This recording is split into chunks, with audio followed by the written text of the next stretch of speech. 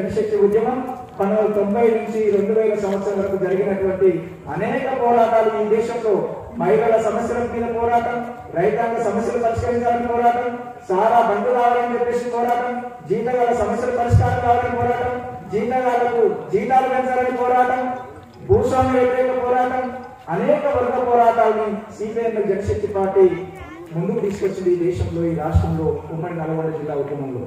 అట్లా ముందుకు తీసుకొచ్చినటువంటి క్రమంలో అనేక మంది ఉద్యమకారులు, విద్యార్థి ఉద్యమ నాయకులు, మహిళా ఉద్యమ నాయకులు ముందుకు వచ్చారు.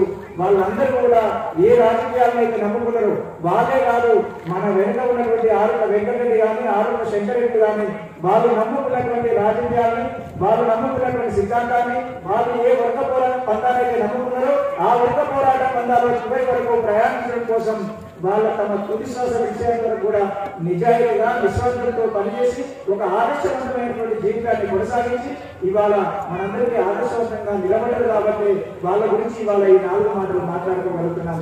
వాళ్ళ గురించి ఒక స్థూపం కట్టుకోగలుగుతున్నాం. వాళ్ళ గురించి మన మీటింగ్ జరుపుకోగలుగుతున్నాం.